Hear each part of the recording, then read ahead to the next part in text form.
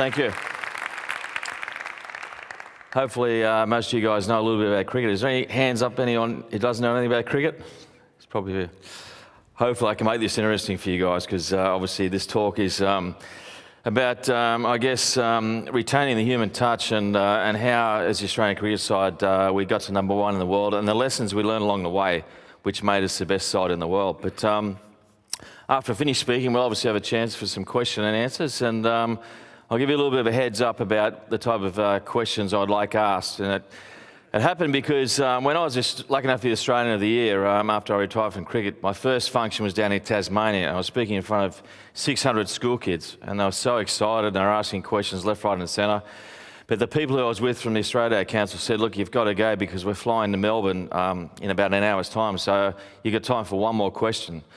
So I said to all the kids, look, I've got 30 seconds before I go. I'll give you an opportunity to think of a question that I've never had before. So take your time. If someone's got a really great question, put your hand up and I'll allow you to ask that question. So after our 30 seconds, there was a young kid, there was a kid down the back who was jumping up and down, really keen. I thought, he must have a fantastic question. So I said, okay, young man at the back, could you give me a question I've never had before?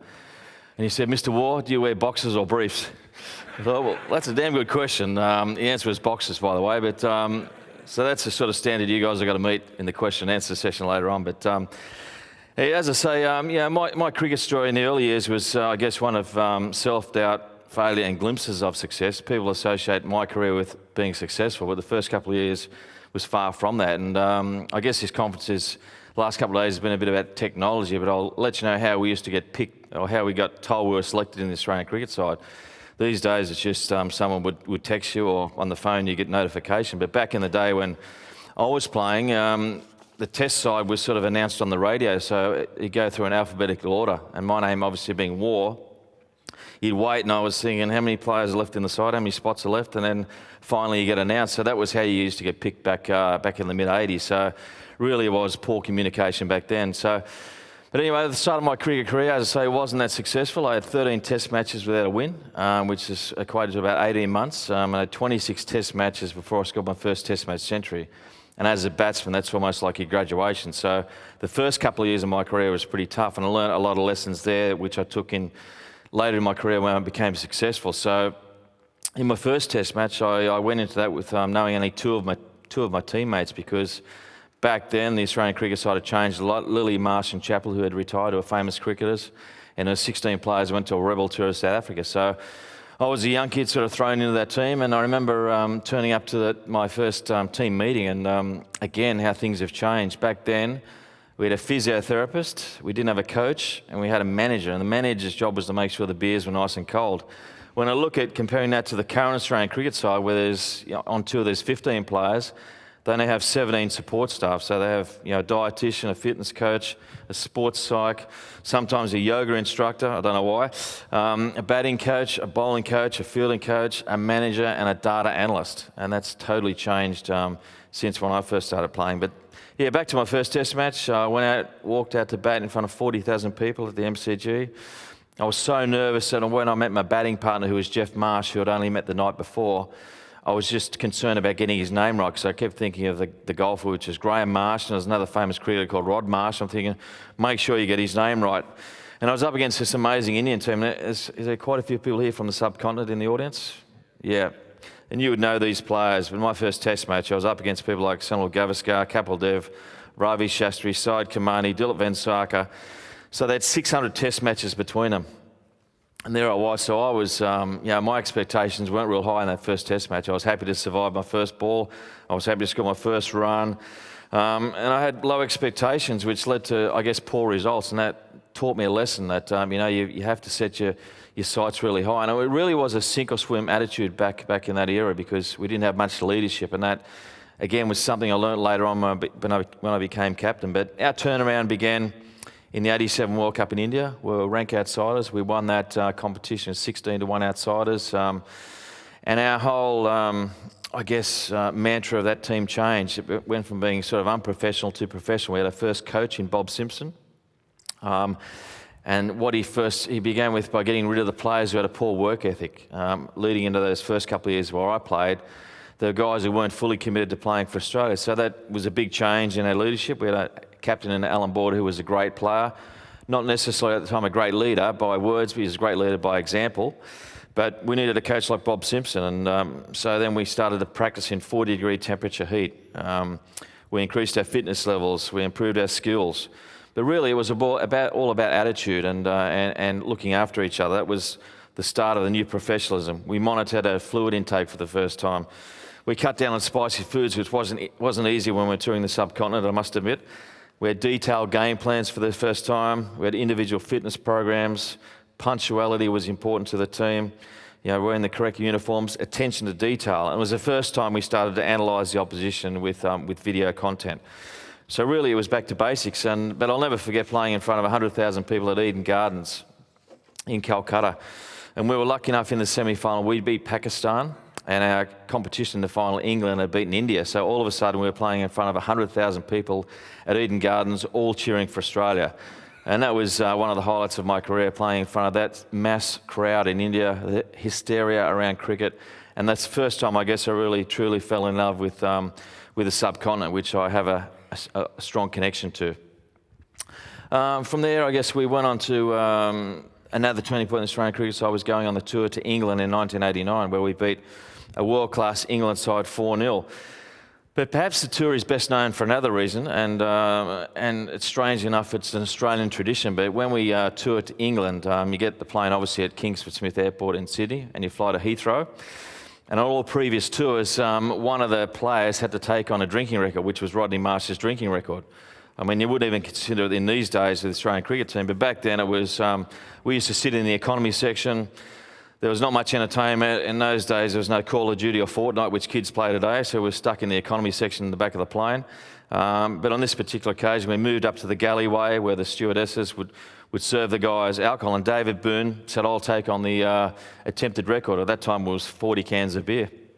So each of us took turns in playing cards and spending the time on the way to England, and by the time we arrived in England, Boone had created a record, which was 52 cans of beer, which was, when you think about it back then, was full-strength cans of beer. There was no water drunk on the trip. And we arrived in England and we went straight to a press conference representing the Australian cricket side. So you can never get away with it these days, but it became a legendary story back then. We went on to win that series 4-0, and we played some amazing cricket. So I'm not sure what the moral of that story was, but we had some good fun back in those days. Over the following years, I guess, you know, we go on to win 16 test matches in a row, and I became the number one batsman in the world for an extended period of time. So I look back and try and analyse, you know, why we're so dominant, and I guess some of the reasons that stand out, and they're the same sort of things that make you successful in business and philanthropy, and I guess in family life. But we decided to sit down and set ourselves some goals as a team. You know, we wanted to be the best in the world in both forms of the game, not just test matches, but one-day cricket. These days, of course, you've got 2020 cricket as well. We made a conscious effort to respect the past, so what had happened before us was important because we had to follow in their footsteps, but we wanted to try and create our own future, you know, to make our own mark and to leave our own legacy.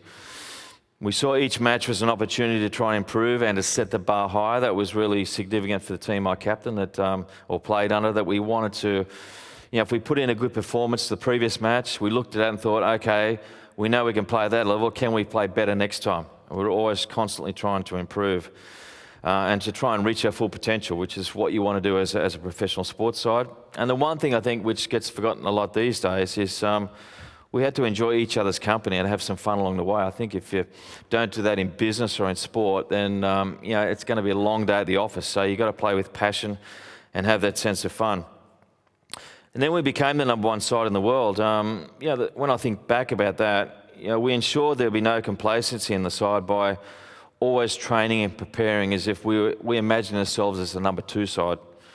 You know, and we'd learned from the great West Indies side before us in the previous year of the 1980s, they're the unbeatable side.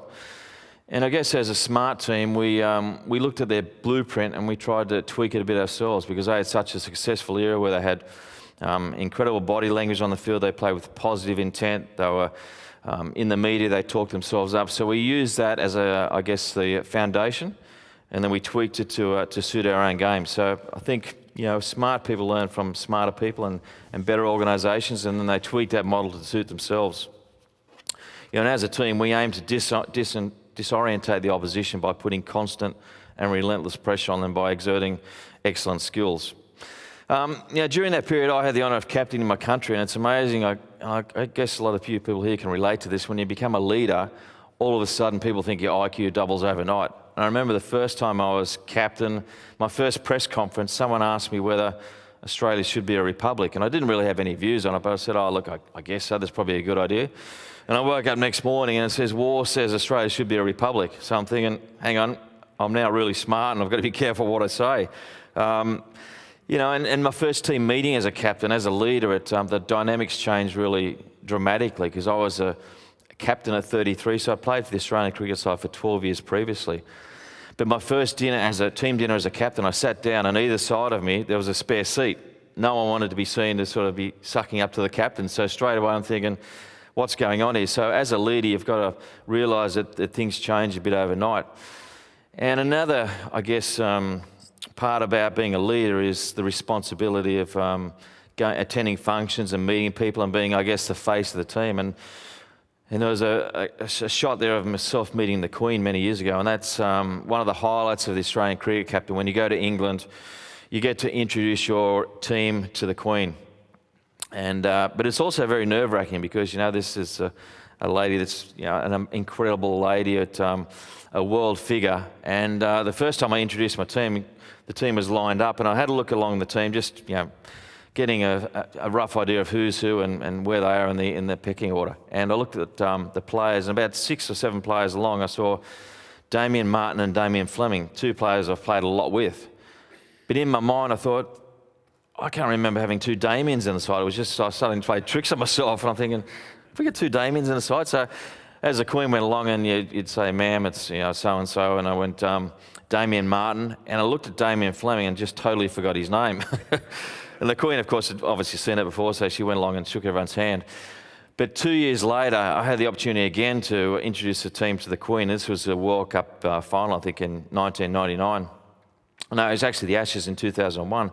So again, we're at Lord's presenting the team again, and I look along the line, and Damien Fleming's in. I thought, oh no, please remember his name. So I went along 3 or 4 along, and 2 before I got to Damien Fleming, I saw him mouth these words, don't, and I'll leave out that word, forget my name. So hopefully the Queen can't lip read, but I did remember his name that time. But it's amazing how people like that make you a little bit nervous. So as a leader, you've got all those responsibilities. But I think as a captain, I learned a lot of things. Initially, I was trying to captain by consensus and trying to please everyone.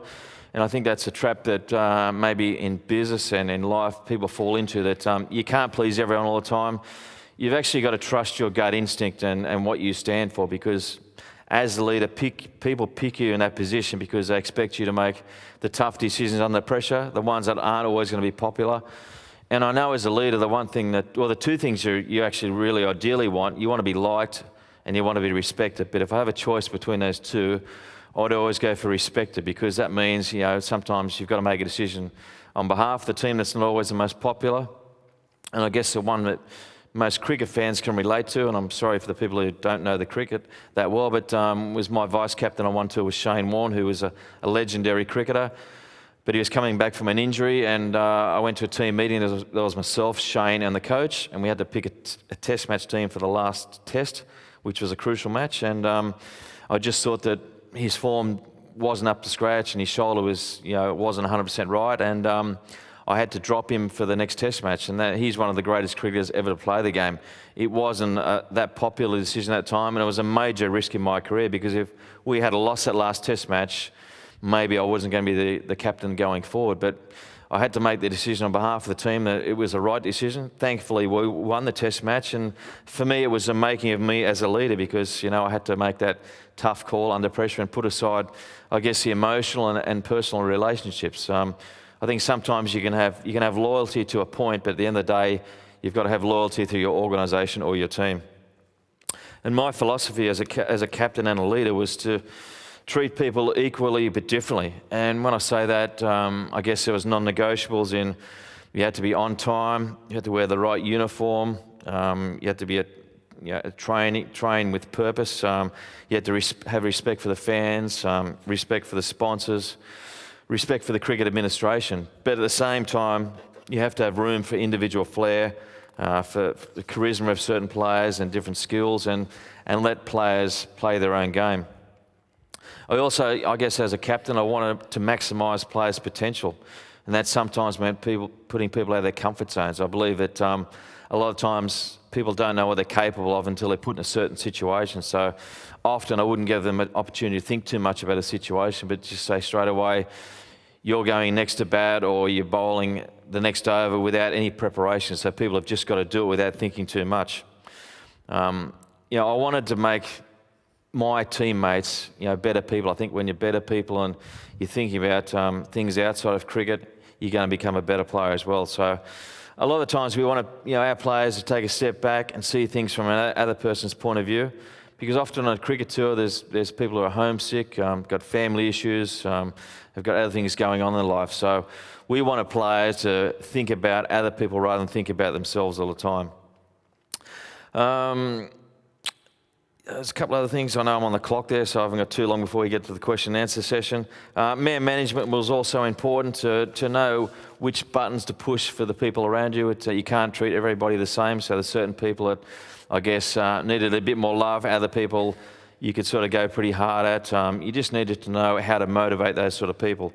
And I guess I'll just finish up before we get to the question and answers section by just a philosophy I had in the Australian cricket side, which I sort of live by and which I think held me in good stead during my cricket career, and now more so in my personal life and my charity life, was we had a saying in the Australian side, attitudes are contagious, is yours worth catching?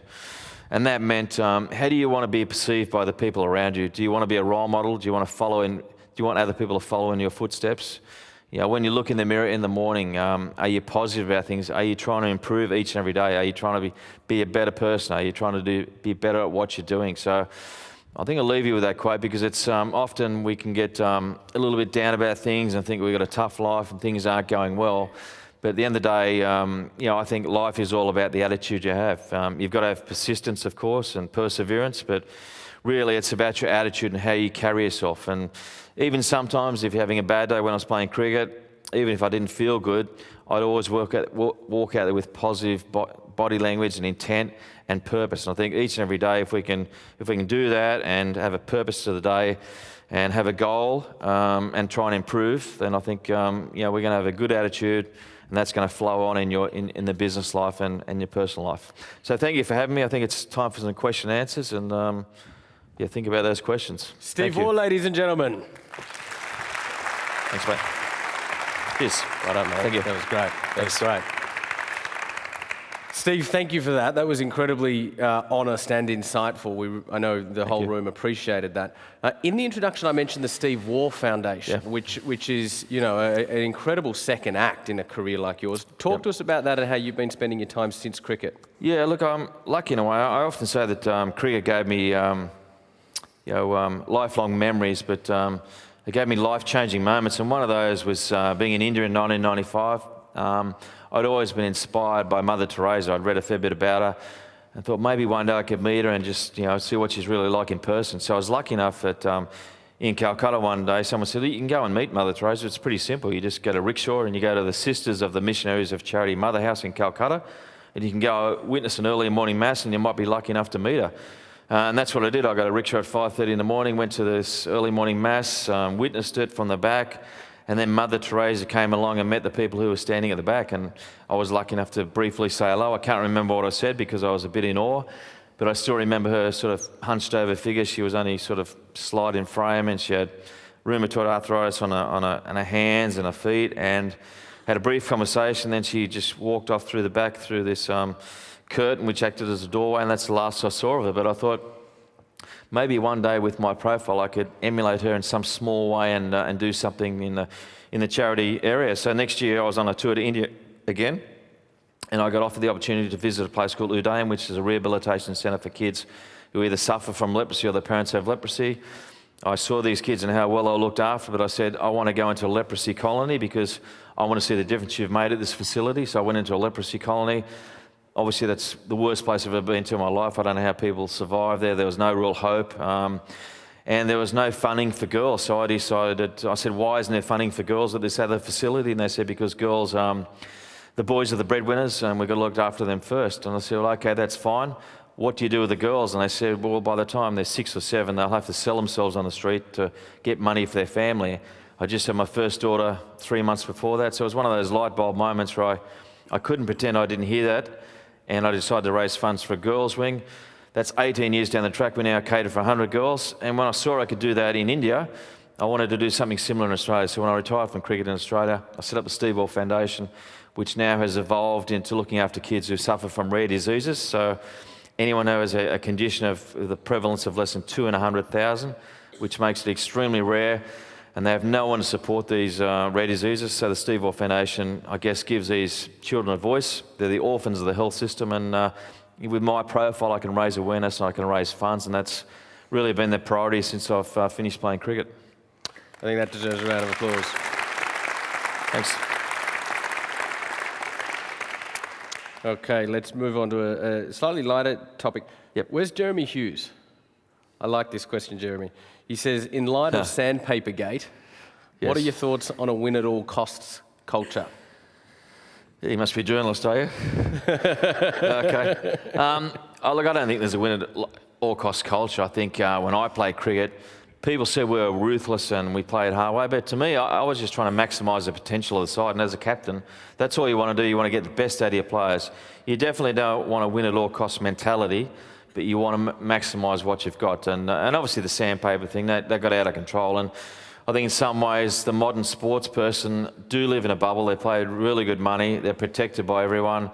And sometimes they lose a sense of reality and think they're entitled to do certain things. And that was certainly out of character for, a cricket side and something we didn't expect. And the guys have paid a heavy price. And Steve Smith is a good man. David Warner's a good fellow as well. Cameron Bancroft, they've paid a massive price for it.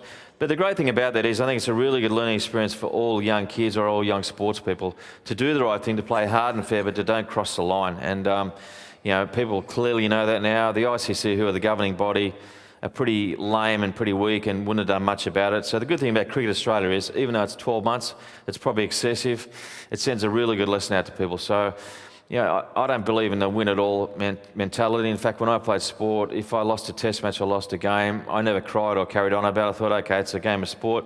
Someone's got to win, someone's got to lose. As long as I try 100%, that's all I'm worried about. Next question is from Gopalaya. He says, as managers, we often face challenges in recruiting the team we want. How does a good captain deal with selectors who might not agree with the captain's choice? Yeah, that's a good question. And that happened to me a few times. I was lucky enough. It was funny when I was captain of the Australian cricket, so we had a weird selection policy where in Australia the selectors would pick the team.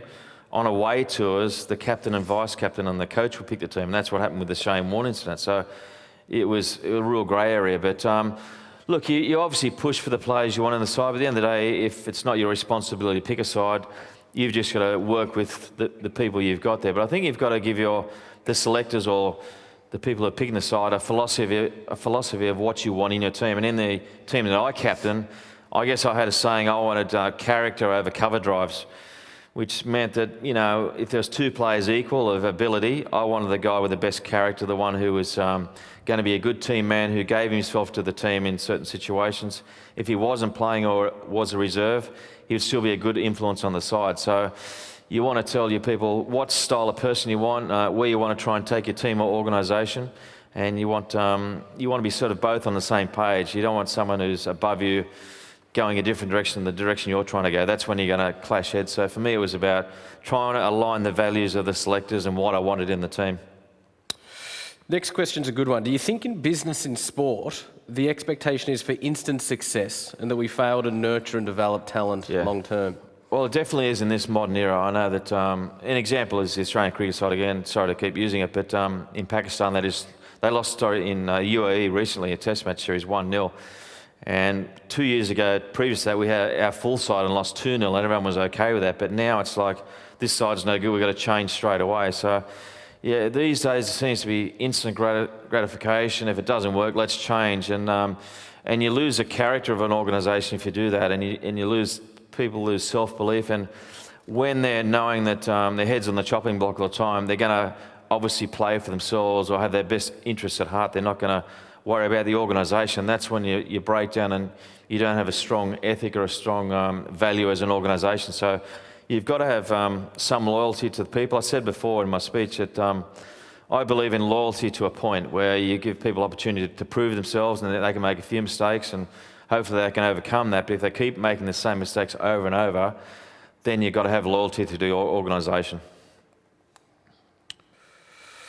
As a leader, have you made wrong decisions? What did you learn? That they weren't wrong, I guess. I don't know. Yeah, you're going to make wrong decisions, and people often say, have you got regrets in your cricket career? And I say, no, not really, because it made me the person I was in the end, and you're not always going to get it right. It's like the first part of my cricket career was very unsuccessful, but then I learned from that how to get better. And when I became successful, I never wanted to go back to that other place. So, yeah, I definitely made some mistakes as a captain. But I always said to myself as a leader, don't copy someone else, be your own style. So for me it was, if I'm going to make a mistake, at least make an original mistake. It's my mistake, I can own it. Rather than copying someone else and making a mistake and then you go, well, it was sort of his idea, it's not really my fault. So take responsibility, take a gamble.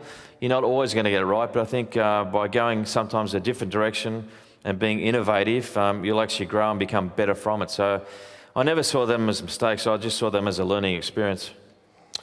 And finally, Steve, from Bedai Daman, apart from boxers, what is your secret to staying calm under pressure? Oh, right. Okay, yeah. Now you throw me totally off now. Calm under pressure, let me think. I think the only way you can stay calm under pressure is if you've actually done the work beforehand.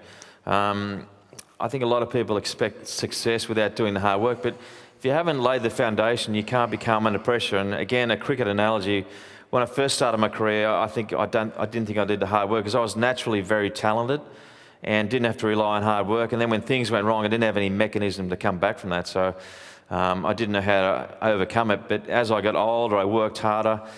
And when I walked out to bat, I wasn't I wasn't hoping I was going to do well. I was confident I was going to do well. And there's a big difference. So I think overcoming pressure or nervousness is about preparation and doing the hard work. And there's 4 words that I think the successful people don't use, and that's would've, could've, should've, and might've, because they're all excuses. You hear someone say that word, I would've, or I could've, I might've, or I should've.